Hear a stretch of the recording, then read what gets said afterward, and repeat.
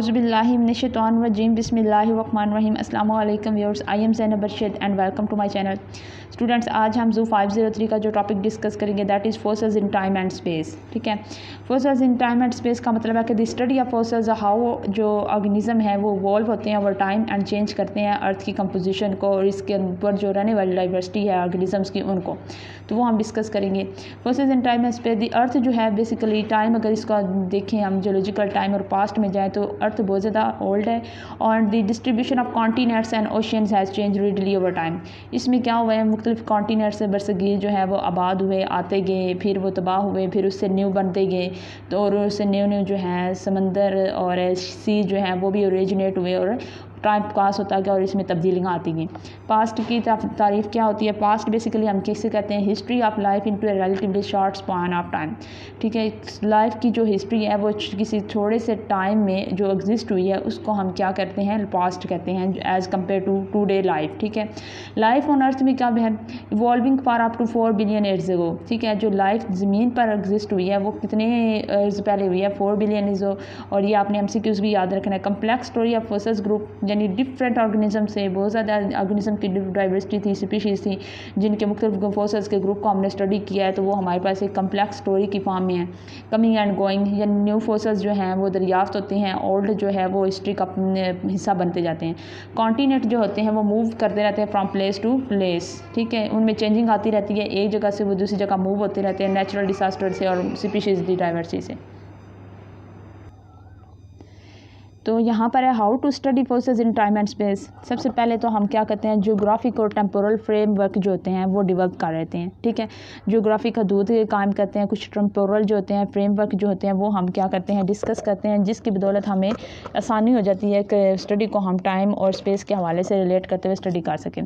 Temporal framework basically क्या होता है, refers to the extent of area और द डिस्टिंक्शन ऑफ टाइम. कोई एक ख़ास एरिया जहाँ पर कोई लाइफ एग्जिस्ट करती थी और वो इसे लाइफ जो है वो उसका उस एरिया में जो इंस्ट्रिक्शन हुई है, एक्सटिंक्शन हुई है, ख़त्म हुई है वो लाइफ है, उसको हम स्टडी कहते हैं कि उस टेम्पोरल उस खास एरिया में लाइफ किस तरह वजूद में आई और किस तरह ख़त्म हुई. Accurate and reliable enough to chart the distribution of forces organism through time and space. ये दोनों जो हैं जोग्राफी के हदूद जो हैं, जोग्राफिकली जो हम स्टडी करते हैं, मुख्तलिफ जगहों पर जाते हैं, रिसर्च करते हैं, फोर्सेस फाउंड आउट करते हैं और उनके टेम्पोरल फ्रेम देखते हैं कि वो किस एरा में कब डिवेल्प हुआ और कब जो है एक्सटिंक्ट हुआ. ये दोनों जो है हमें स्टडी करने में ये क्या होती हैं, ये एक्यूरेट होती हैं, बिल्कुल ठीक होती हैं, रिलायबल होती हैं कि इसके इतनी रिलायबल होती हैं, इनके इतना हम जो है बिलीव कर सकते हैं कि इससे हमें पता चल सकता है कि फोर्सेस की ओवरऑल पूरी जो अर्थ सरफेस है कहाँ पर कितनी डिस्ट्रीब्यूशन हुई है और कितना टाइम लगा है किस फोर्सेस को डिस्ट्रीब्यूट होने में. ठीक है, तो ये हम स्टडी करते हैं. How to study forces in time and space में हम थर्ड चीज़ जो पढ़ते हैं वो है पैलियो जियोग्राफर और स्ट्रेटिग्राफर. ठीक है, जो पैलियो जियोग्राफर्स होते हैं ना वो बेसिकली ये समझ लें कि जो ओल्ड हमारे पास फोसिल्स मिलते हैं उनके ऊपर कुछ राइटिंग लिखी होती है. ठीक है, कोई ना कोई चीज़ लिखी होती है, जैसे कि कोई और हमारे पास स्टोन आया, स्टोन के ऊपर किसी एनिमल्स का कोई हमें फोसिल मिला है, उसके साथ कुछ लिखा हुआ मिला होता है, यानी ओल्ड राइटिंग जो होती है.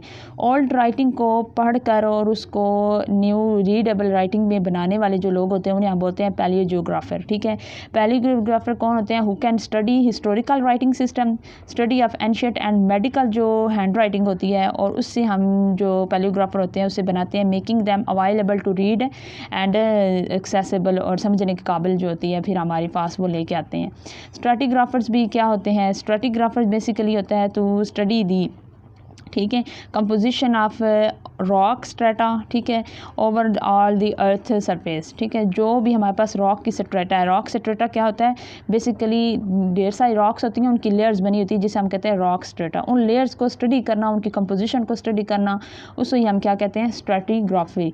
तो जो स्ट्रेटिग्राफी पढ़ते हैं, स्टडी करते हैं और पैलियोजियोग्राफी है उसको पढ़ने वाले जो लोग होते हैं उनको हम खास किस्म के आलात देते हैं. Are equipped with range of computer computer based high tech method, उनको कंप्यूटर बेस्ड हम मशीनरी देते हैं जिसकी बदौलत वो क्या करते हैं, रिसर्च करते हैं।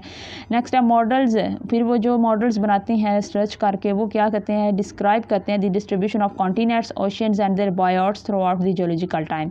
फिर वो जो मॉडल्स बनाते हैं जियोग्राफर्स, पैलियोग्राफर्स और स्ट्रेटिग्राफर जो हमें इंफॉर्मेशन देते हैं, उससे हमें क्या पता चलता है कि किस कॉन्टिनेंट पर कितनी लाइफ एग्जिस्ट करती थी और वो किस जियोलॉजिकल टाइम पीरियड में थी, यानी कंबेरियन में एग्जिस्ट करती थी, प्री कंबेरियन में थी, या कोई ट्राइसिक जो है जियोलॉजिकल टाइम पीरियड में थी, वो किस टाइम पीरियड में थी। उससे हमें हेल्प हो जाती है फोसिल्स को स्टडी करने में। नेक्स्ट है कि हम यूज़ ऑफ फोसिल्स जो इन्फॉर्मेशन है वो कहाँ करते हैं। फोसिल्स जो इन्फॉर्मेशन है वो यूज़फुल होती है इन जियोलॉजी, ठीक है, allow to tectonic history of mountain ranges to be रिकंसंट्रेटेड।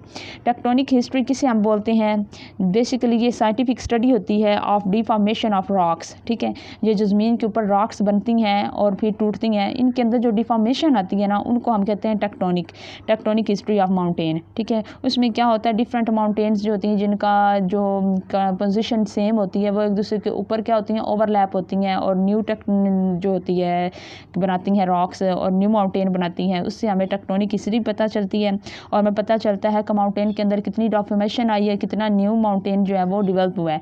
तो ये भी आपने याद रखनी है कि ये हिस्से के क्या फ़ायदे हैं, हमें अलाउ करता है टेक्टोनिक हिस्ट्री पढ़ने में माउंटेन की, और इसे माउंटेन को रिकंस्ट्रक्ट करने में भी मदद देती है। अच्छा, यूज़ ऑफ फोसिल इंफॉर्मेशन और किधर इसका है, help in identifying the level of thermal maturity of rocks. Thermal maturity of rocks का मतलब यह है कि ज़मीन की जो लेयर्स हैं, ठीक है, उनमें जो रॉक्स बनी हुई हैं, ज़मीन की जो लेयर्स हैं वो रॉक्स के तौर पर मौजूद हैं, जो भी रॉक्स हैं ज़मीन के ऊपर, ठीक है, वो थर्मली कितनी मैच्योर है, यानी कितनी ज़्यादा वो थर्म को, हीट को बर्दाश्त कर सकती हैं। हम उन रॉक्स की थर्मल मैच्योरिटी पढ़ते हैं। और the gas and oil Windows in hydrocarbon exploration, और ज़मीन के अंदर जो गैस और ऑयल हैं जो कि किसकी फॉर्म में मौजूद हैं, हाइड्रोकार्बन की फॉर्म में मौजूद हैं।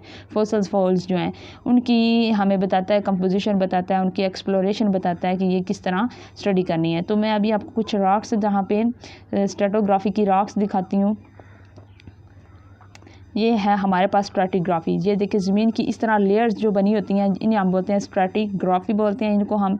और जो हमारे पास एक और है, ये देखिए ये लेयर्स एक दूसरे की, ये एक माउंटेन है जिसमें डिफरेंट ज़मीन की जो लेयर्स हैं वो एक दूसरे के ऊपर क्या है, तय दर तय जो है चढ़ाई की हुई है उन्होंने। तो इनको भी हम क्या करते हैं, इसमें स्टडी करते हैं और इसकी जो माउंटेन है इसमें कितनी डिफॉर्मेशन आई है, चेंजिंग आई है, वो भी स्टडी करते हैं और उसको हम चेंजिंग को रिकंस्ट्रक्ट कैसे कर सकते हैं, दोबारा कैसे बना सकते हैं, वो भी हमें